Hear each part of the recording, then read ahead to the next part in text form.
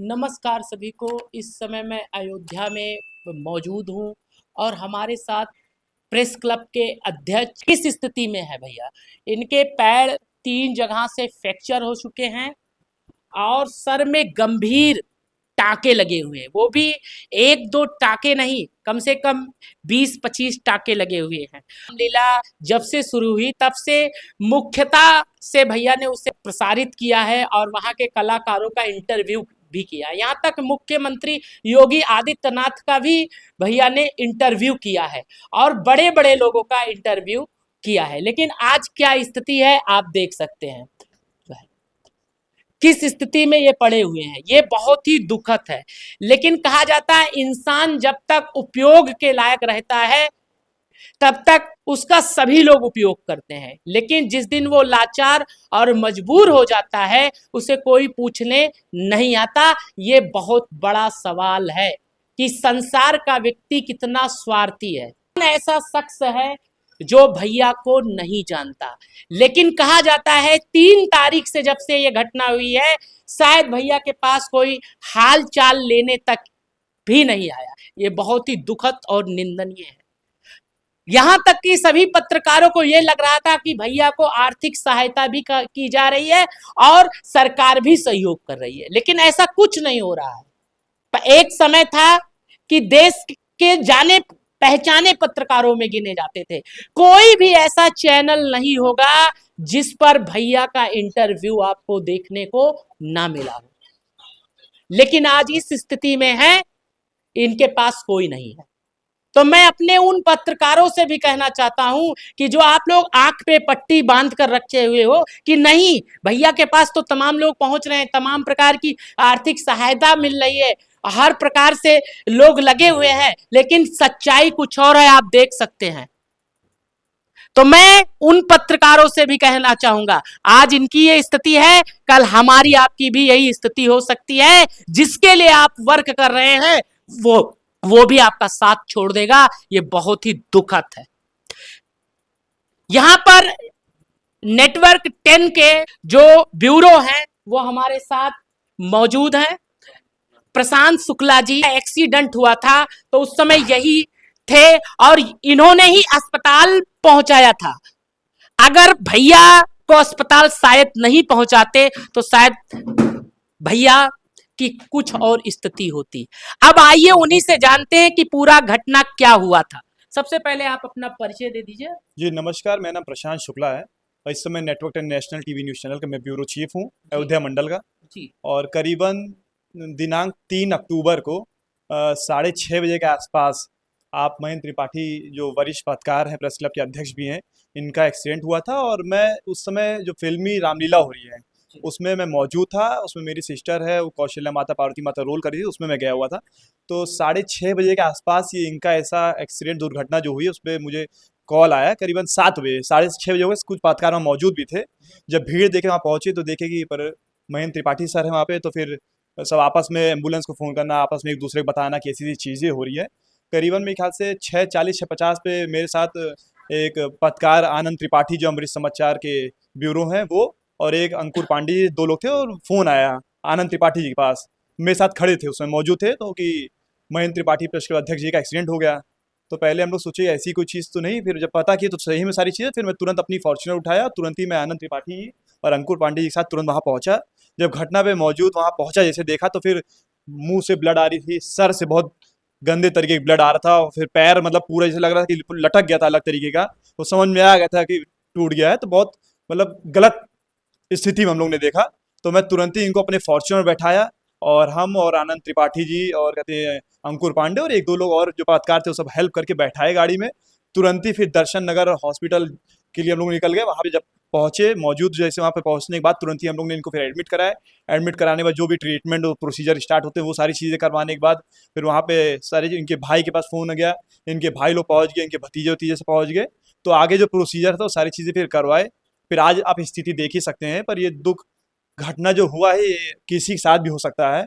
आदमी की इंसानियत, और जैसे कि कल आप देख सकते हो विजयदशमी था, तो बोला गया है कि शक्तिशाली लोग के अंदर भी जब कोई चीज़ें आती है तो फिर वो घटना वही देखे भगवान देखते हैं। तो घमंड गुरूर अहम तो किसी के साथ नहीं होनी चाहिए। लेकिन कहा जाता है, जैसे भैया ने अभी बताया कि बहुत दुख लगा कि अभी तक इनका कोई हाल चाल नहीं जाना और इन्हें किसी प्रकार का कोई सहयोग ना सरकार की तरफ से मिला और ना जिनके लिए इन्होंने काम किया, चाहे वो राम मंदिर ट्रस्ट हो जो है, और चाहे विश्व हिंदू परिषद हो या कोई भी बड़ा चैनल का आता था तो उसे ये हेल्प करते थे। लेकिन आज इनके हेल्प के लिए कोई नहीं खड़ा है। आप एक युवा पत्रकार भी हैं, क्या कहना चाहते हैं और क्या संदेश देना चाहते हैं? मैं संदेश तो ये देना चाहूंगा, इंसान अगर इंसान के काम नहीं आएगा तो उसका कोई मतलब नहीं है। दूसरी बात, जब उस स्थिति में देखा तो उस समय भगवान की कृपा से बोलना नहीं चाहिए, पर अगर दुश्मन भी क्यों ना हो तो उस समय ये सब चीज़ें नहीं देखना चाहिए कि क्या है क्या नहीं। इंसान इंसान के काम आएगा। तो मैंने जैसे देखा कि ऐसी चीज स्थिति में है, तो इनको तत्काल अपनी गाड़ी में बैठाया। बहुत मतलब गंदे तरीके से ब्लड भी आ रहा था सर पे। तो हम सब पत्रकार लोग मिलकर तुरंत ही बैठाए, अपनी गाड़ी तुरंत लेकर हॉस्पिटल में एडमिट कराए। तो हम तो यही कहना चाहेंगे कि भाई, आदमी के अंदर घमंड गुरु रहम नहीं होना चाहिए, और ऐसी चीज जब किसी के साथ घटना घटी तो जो इस तरीके जो स्तर से है आदमी को हेल्प करना नहीं, चाहिए। जैसे हमें लगता है हमारा सवाल आप नहीं समझ, हमारा ये कहना है कि अगर आपके साथ कोई खड़ा रहे, कंधे से कंधा मिलाकर जो है ये खड़े रहे हैं लोगों के साथ, लोग लेकिन आज जब इनको आवश्यकता है तो इनके पास लोग क्यों ना है? क्या यही घोर कलयुग आ चुका है कि हम जब तक उपयोगी रहेंगे तब तक हमारा उपयोग किया जाएगा, और नहीं तो फिर अगर हम ऐसी स्थिति में, भगवान करे कोई आगे पहुंचे, हमारा कोई भी पत्रकार साथी अगर पहुंच जाएंगे तो फिर हमारी कोई वैल्यू नहीं रही। क्या कहना चाहिए? इस पे अब घोर कलयुग समझ लीजिए। राम जन्मभूमि मंदिर बताइए, 500 वर्षों का जो इंतजार था, जो राम भक्तों का इंतजार था, आज भव्य राम मंदिर बन के तैयार हो गया है। तो भव्य बन के तैयार हो तो उसके पीछे कितने लोगों का रोलमेंट रहा होगा, वो सरकार जान रही अच्छे से। तो जो जिस जिस चीज लोगों की वहां पे अपनी एक तरफ से आदमी हेल्प किया, और वहां पे साक्ष्य के रूप में फोटो, जब फोटोग्राफर थे तो साक्ष्य, जब मोदी जी मेरे ख्याल से उस समय मुख्यमंत्री रहे होंगे, प्रधानमंत्री भी नहीं थे, तब उनके साथ सारी चीज पहली बार फोटोग्राफी कराए थे, सारी चीज बताए थे उस समय। बहुत बड़ी चीजें हैं। तो आज अगर देश दुनिया के लोग सब कुछ जानने के बाद भी नहीं हेल्प कर रहे हैं तो ये तो बड़ी दुर्भाग्य की बात है। और आज नहीं तो कल किसी के साथ भी होगा तो हम तो यही बोलेंगे, इंसानियत के नाम पे आदमी जो हो सके, जिस लायक हो सके। आज अगर वो उस लायक नहीं है, आज इस स्थिति पे है, तो इस स्थिति पे कभी कोई भी हो सकता है। जिस लायक हो आदमी को सेवा इनकी हेल्प करनी चाहिए। बाकी सरकार तो के द्वारा भी और ट्रस्ट के द्वारा भी आप एक पत्रकार हैं तो क्या सम्मान इनको मिलना चाहिए भैया बिल्कुल को? भाई, कम से कम अब इस स्थिति में पहुंच गए तो अब तो चेत लेना चाहिए। ये एक बड़ा सवाल है देखिए, इसकी। देश के चौथे स्तंभ है, मीडिया पिलर बोली जाती है चौथे स्तंभ की, और आप एक वरिष्ठ पत्रकार हैं, और एक समाज सेवा से लेके, एक लोगों से हेल्प से लेके हर चीज में आपका एनरोलमेंट रहा है। तो हम तो भाई सरकार से मांग करेंगे ही, चाहे ट्रस्ट की हो चाहे सरकार की हो, जो प्रशासन के द्वारा जो भी चीजें होती है, जिस लायक सेवा करनी चाहिए। आप देख सकते हैं किस स्थिति में इनके गंभीर चोट सर में आया है। एक पैर में, जो बायां हाथ पैर है, उस पर 3-4 जगह हड्डी मतलब फ्रैक्चर हुआ है, रॉड पड़ा हुआ है। आज इस स्थिति में नहीं बैठ सकते हैं। तो समझ सकते हैं, शौच से लेके, टॉयलेट से लेके, खान पीन से लेके हर चीज बड़ी समस्या आ रही और है। फिर एक तो अवस्था भी हो चुकी है, हमें लगता है 60 साल के ऊपर के होंगे। अब ये भी डर लग रहा है, यहाँ पर पत्रकारों में निराशा भी दिख रही है कि शायद अब फील्ड में उस तरह से भैया उस उमंग के साथ आ पाएंगे कि नहीं आ पाएंगे। लेकिन हम लोगों का ये सपना है कि भैया को उस तरह की उपाधि या वो चीजें दे दी जाए जो हमेशा के लिए ऐतिहासिक बने। इसके लिए बिल्कुल, देखिए, हम तो सरकार से मांग करेंगे पहले तो स्वस्थ हो जाए। स्वस्थ मस्त होने के बाद तो अपने आप ही फिर से वो, ऐसा नहीं है, सब सारी चीजें फिर से वो आएंगे। अभी भगवान के पास लंबी उम्र है, और जिस तरीके जो चीजें होगी, सरकार से ये निवेदन है, जो पत्रकार लोग हैं उनसे भी ये निवेदन है, भाई जिस आदमी जो अपने काम का नहीं आएगा तो क्या मतलब रहेगा। तो जी जिस तरीके जिसकी जो हो पाए आप हेल्प करिए कि आज वो स्वस्थ हो जाए। स्वस्थ हो जाएंगे, देश के चौथे स्तंभ को फिर से मजबूत करने का कार्य करेंगे। जी, जैसे आप इस स्थिति पर हैं, हम लोगों को बड़ा दुख लग रहा है, क्या कहना चाहेंगे उत्तर प्रदेश सरकार से? ऐसा है कि घटना किसी के साथ घट सकती है, लेकिन जब कोई इस तरह की दुर्घटना हो जिसमें लोगों का जो है एक संवाद होता है, लोगों की संवेदनाएं आती हैं, तो जो हमारे खास मित्र पत्रकार हैं वो सब आए। लेकिन जिसके लिए मैंने सारा काम किया इस प्रदेश के लिए, इस देश के लिए, ट्रस्ट के लिए, तो वो लोग तो अभी तक तो नहीं आए। और जबकि जिला प्रशासन का काम है कि अगर कोई वरिष्ठ पत्रकार घायल होता है तो उसको देख रेख करवाते हैं, उसको देखने भी आते हैं। यहाँ सूचना विभाग है, सूचना विभाग से भी कोई देखने सुनने नहीं आया। तो मुझे इस बात का बहुत बड़ा दुख है कि जो है, जबकि मैंने राम मंदिर आंदोलन के लिए बहुत लंबे समय तक पत्रकारिता किया है, चाहे ताला खुलना हो, चाहे शिलान्यास होना हो, चाहे 90 गोली कांड का वो नरसंहार हो, और चाहे 92 का जो है वो ढांचा जब गिरा है तब, ये सब मेरी प्रमुख भूमिकाएं रही हैं। और यही वजह है कि सीबीआई के दो बड़े मुकदमे में मैं चश्मदीद गवाह रहा हूँ। रायबरेली कोर्ट में सरकार बनाम लाल कृष्ण आडवाणी याद में मैं चश्मदीद गवाह था, और सीबीआई के लखनऊ के कोर्ट में राम मंदिर खजाना लूटने का भी मैं चश्मदीद गवाह रहा हूँ। और मेरी गवाही से करीब करीब सभी लोग छूट भी गए, बाइज्जत बरी हो गए। उसमें हमारे राम जन्मभूमि तीर्थ क्षेत्र ट्रस्ट के जो अध्यक्ष हैं, सचिव हैं, ये सब बाइज्जत बरी हुए हैं। लेकिन आज सब बड़े बड़े पदों पर बैठे हैं, और कोई अभी तक मेरी हालचाल नहीं लिया है।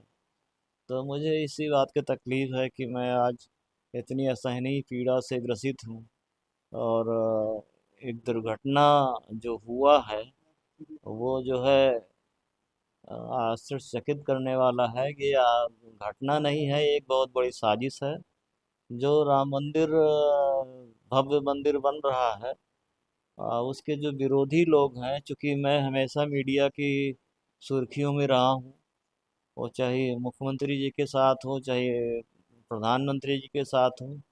तो मैंने प्रधानमंत्री जी का उस समय इंटरव्यू लिया था 14 जनवरी 1992 को, जब वो साधारण राम भक्त थे। बाद में वो मुख्यमंत्री बने, बाद में प्रधानमंत्री बने, और उनको सौभाग्य रामलला का मिला, और वो लगातार काम कर रहे हैं। तो वो लगातार काम करने वाले में राम भक्त मुख्यमंत्री योगी आदित्यनाथ जी भी हैं, जो हमें व्यक्तिगत रूप से जानते हैं। मेरे एक बार कहने देने से यहाँ पे इन्होंने अंतर्राष्ट्रीय मीडिया सेंटर बनवा दिया, मैं उनका आभारी हूँ। लेकिन कहीं न कहीं या तो उनके पास बात नहीं पहुँचाई गई है, या बात पहुँची नहीं है। लेकिन इस घटना की जांच होनी चाहिए, इस जांच के पीछे जो लोग दोषी हों उनको कड़ी सज़ा मिलनी चाहिए। जैसा कि हमारे छोटे भाई ने अयोध्या कोतवाली में एफआईआर कराई है, उसमें पता चला है कि 2 मुस्लिम पकड़े गए हैं। तो अगर इसमें हिंदू मुस्लिम करके कोई साजिश करने की योजना थी, तो ये पर्दाफाश होना चाहिए।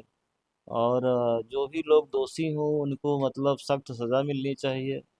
और मैं काफ़ी मतलब चुटहिल हो गया हूँ, तो मेरा कायदे से इलाज होना चाहिए। तो ये सब अभी हो नहीं रहा है, तो मैं इस बात को लेके काफ़ी दुखी हूँ। और मैं चाहता हूँ कि जो है किसी भी पत्रकार के साथ इस तरह की जब दुखद दुर्घटना हो, तो शासन को, प्रशासन को आगे आना चाहिए। और इसके लिए सूचना विभाग बना हुआ है, तो सूचना विभाग भी नहीं अभी तक कोई नज़र आया।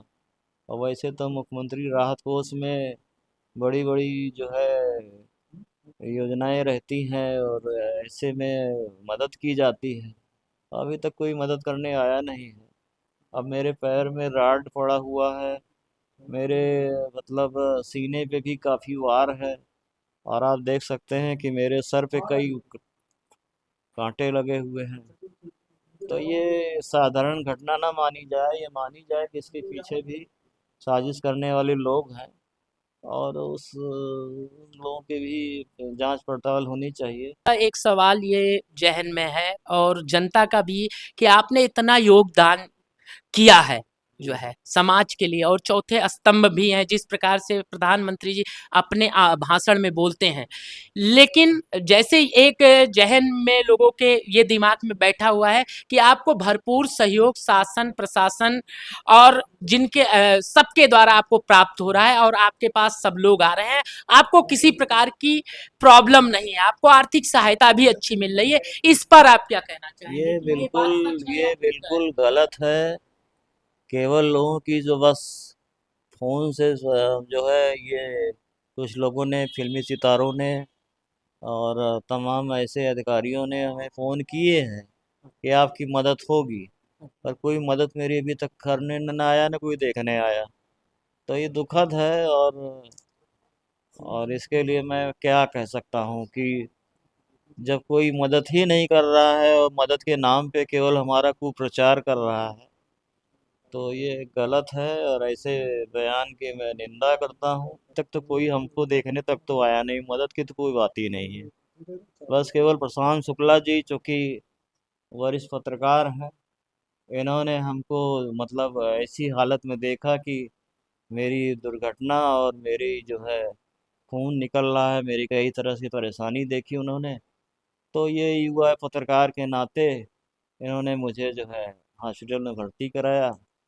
और इनके पिताजी भी हमको फ़ोन किए हैं कि कहीं भी आपको ज़रूरत पड़ेगी, यहाँ से लेके लखनऊ दिल्ली तक, तो मैं आपको ले जाऊंगा, मदद करूंगा। तो ये इस तरीके से एक व्यक्तिगत संबंध के नाते आपके तरफ से ये हमको मतलब आश्वासन मिला है, तो मैं उसका आभारी हूँ। पर लेकिन शासन प्रशासन की तरफ से अभी तक कोई नहीं है, न कि इस एक्सीडेंट के बाद जो विवेचना अधिकारी हैं वो अभी तक हमारी विवेचना करने नहीं आए, हमको देखने तक नहीं आए। तो उम्मीद हम क्या करें कि मतलब ये क्या हो रहा है। अब जैसे बताया गया 2 मुस्लिम पकड़े गए हैं, तो भाई पकड़े गए हैं तो उन्होंने कुछ बताया होगा कि मतलब कैसे एक्सीडेंट हो गया। लेकिन अब ये है कि एक्सीडेंट के बाद से सारी सबकी चुप्पी साधी साधी हुए हैं लोग। तो ये चुप्पी खुलनी चाहिए, इसका पर्दाफाश होना चाहिए। और हम इतने लंबे समय से पत्रकारिता कर रहे हैं, लगभग 45 वर्ष हो गए।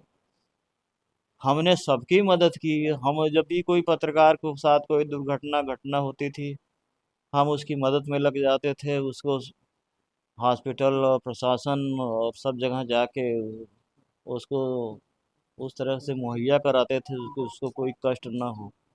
लेकिन आज मैं मतलब खुद मतलब आश्चर्यचकित हूँ कि मेरे दुर्घटना पर अभी तक किसी का ना तो कोई बयान आया। बस आप प्रधानमंत्री जी से और मुख्यमंत्री जी से क्या कहना चाहते हैं इस स्थिति में आप हैं, हम तो यही क्या कहना कहेंगे कि इतना भव्य राम मंदिर बन रहा है, जिस व्यक्ति ने राम मंदिर में भव्य सबूत इकट्ठा करके दिए जिससे कि सारा फैसला ये राम मंदिर के पक्ष में आया।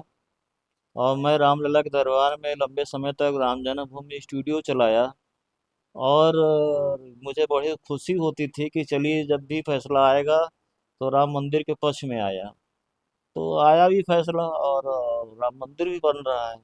लेकिन लोग भूलते जा रहे हैं और नए नए किरदार जोड़ते जा रहे हैं। और शासन सत्ता के उसमें सब लोग भूले पड़े हैं। अगर यही मैं ब्राह्मण न होके कोई दूसरे धर्म का होता तो आज मेरी चर्चा होती। क्योंकि मैं देखता हूँ कभी कभी प्रधानमंत्री नरेंद्र मोदी जी वो बाबरी मस्जिद के मुख्य मुद्दई इकबाल अंसारी की खूब तारीफ करते हैं कि वो जो है मतलब एक मुकदमा लड़ा बाबरी मस्जिद का और लड़ने के बाद भी उसने स्वागत किया। तो प्रधानमंत्री जी को ये बात तो जरूर याद है। लेकिन ये नहीं उनको भूल गए कि अयोध्या का एक राम भक्त महेंद्र त्रिपाठी जो पत्रकारिता से जुड़ा हुआ है, उसने जो सबूत दिए, उसने जो काम किए, आज उसको भुला करके उसका नाम ना लेकर उसका मदद ना करना, तो ये हमको कहीं से आज बहुत बहुत कष्ट है। मुख्यमंत्री जी योगी आदित्यनाथ जी से मेरी व्यक्तिगत संबंध है, मैं कई बार मुलाकात उनसे कर चुका हूँ। और मुझे वो मानते भी हैं। लगता है मेरी बात उनके तक पहुँच नहीं पा रही है। क्योंकि मैं 2017 में जब मैंने महान नंद गोपाल दास जी के जन्मोत्सव में उनसे इतना ही कहा था कि यहाँ कोई मीडिया सेंटर नहीं है, तो उन्होंने कहा कि यहाँ अंतर्राष्ट्रीय मीडिया सेंटर बनेगा। वो उन्होंने वातानुकूलित बना के दिखा भी दिया। और अभी तक वो जो है संचालित नहीं हुआ, उसमें ताला लगा है। तो ये हमने मीडिया सेंटर अयोध्या के पत्रकारों के लिए बनवाया था, ना कि उसमें ताला लगाने के लिए। तो मैं उसके लिए हाई कोर्ट भी याचिका भी कर रखा हूँ। तो कई ऐसी चीज़ें हैं जो मुझे लगता है कि जो है सरकार को कदम उठानी चाहिए। क्योंकि सरकार के पास जो सूचनाएं जाती हैं वो उनके अधिकारी उन्हें आईएएस पीसीएस ही वो सूचनाएं देते हैं। अगर ज़मीनी हकीकत पे सूचनाएं जाएं तो न्याय भी मिल जाएगा और ये जो मेरे साथ दुर्घटना हुई है इसका पर्दाफाश भी हो जाएगा। और जो बॉबी मलिक जी हैं, जो बॉलीवुड सितारों को यहाँ लाते हैं, एक-एक अभिनय देते हैं, उनसे आपके बहुत अच्छे संबंध हैं। क्या उन्होंने आपका हाल-चाल जाना या यहाँ पर आए या आपको किसी प्रकार की आर्थिक बॉबी सहायता की मलिक गई? जी जो है फिल्मी सितारों अयोध्या की रामलीला के अध्यक्ष हैं और जब से उन्होंने शुरू किया है तब से हमने उनकी मदद भी की है और उसके ज़रिए तमाम फिल्मी सितारों से मेरी भी मुलाकात हुई, चाहे राजा मुराद हो, चाहे वो तमाम ऐसी बड़ी-बड़ी हस्तियां हैं और जो है वो बिंदु द्वारा सिंह हैं और तो सभी लोग हमसे व्यक्तिगत जानते हैं लेकिन अब जो बातें हमको सामने आ रही हैं कि पता चल रहा है कि वो केवल एक फ्रॉड का काम करना शुरू कर दिए हैं। तमाम फिल्मी सितारों का उन्होंने पैसे का भुगतान नहीं किया है और यही वजह है कि हमको भी उन्होंने धोखा देने का काम किया। उन्होंने हमको फ़ोन किया और कहा कि मैं आपको देखने आऊँगा, मदद करूँगा। न वो देखने आए, न मदद किए, बल्कि सुनने में आ रहा है कि रामलीला हो गई है, वो चले भी गए। रामलीला कवरेज करने रोज प्रतिदिन आप जाते थे, हमेशा और जितने मैं वर्षों उस से दिन भी लगातार। रामलीला जब 3 अक्टूबर को ये घटना घटी है तो उस दिन भी मैं गया था। उनकी हर सारी प्रेस कॉन्फ्रेंस में करता था। बस यही है कि मैं सच बोलता हूँ और चापलूसी करता नहीं हूँ। इस वजह से जो है वो इस चीज़ को उनको लगता होगा कि ये हमारे मुँह पे ही हमको डाँट देते हैं। तो मैंने उनसे कहा था भाई जिनके पैसे बकाया हैं और चाहे वो गिरजा शंकर जी हों जो महाभारत के वो धृतराष्ट्र की भूमिका निभाए थे उनके पैसे बकाया हैं, बिंदु दारा सिंह जी के पैसे बकाया हैं। तमाम ऐसे कई बड़े-बड़े कलाकारों को और छोटे कलाकारों को पैसे बकाया हैं। तो मैंने उनसे कहा था कि उनके भुगतान कर दीजिए। तो उनको जो है हमको लगता है ये बात बुरी लग गई और हमको भी केवल फ़ोन करके केवल धोखा ही दिए कि मैं आपसे मिलने आ रहा हूँ, आपकी मदद कर रहा हूँ। ऑडियो को आपने शायद प्रेस क्लब के ग्रुप में छोड़ा भी था। हाँ, तो केवल बस ये एक इसी से हमें लगता है लोगों को लगा कि आपकी मदद हो रही है। अब मदद की लोग जो है केवल एक ड्रामा, एक नाटक है। ये फ़िल्मी दुनिया जैसे कहा गया है कि फ़िल्म में जो है, जो दिखता है वो सच नहीं होता है। तो ये सच नहीं है, ये केवल एक डायलॉग, एक ऑडियो जारी करके हमको केवल बदनाम कर रहे हैं कि हम मदद कर रहे हैं। मदद तो वो किसी की नहीं कर रहे हैं और अयोध्या के नाम पे वो जो है ठगी कर रहे हैं। तो उनकी ठगी बंद होगी क्योंकि अब ये मैंने अच्छी तरह से अब समझ लिया है कि वो अयोध्या की रामलीला नहीं, वो कॉमर्शियल बिजनेस करते हैं और लोगों की भावनाओं से खेलते हैं, पहले लोगों को जोड़ते हैं और फिर उनके साथ वो जो है वही काम करते हैं क्योंकि उनका तो काम है केवल बिजनेस करना। तो बिजनेस करके वो चले जाते हैं तो उनके साथ बड़ी-बड़ी कंपनियां, बड़े-बड़े फिल्मी कलाकार उनके झांसे में आ गए हैं। और ज़्यादा समय नहीं लगेगा क्योंकि वो बहुत लोगों के पैसे बकाया हैं और करोड़ों रुपया पाते हैं भारत सरकार से। तो आदत खराब हो गई है कि वो अयोध्या के नाम पे केवल वो पैसा कमाने का बिजनेस कर रहे हैं। तो अयोध्या में अगर कोई गलत काम होता है तो फिर हनुमान जी दंड देते हैं और संकट मोचन हनुमान जी मुझे लगता है दंड उन्हें भी जल्द देंगे क्योंकि वो फ्रॉड की दुनिया के बादशाह बने हुए हैं।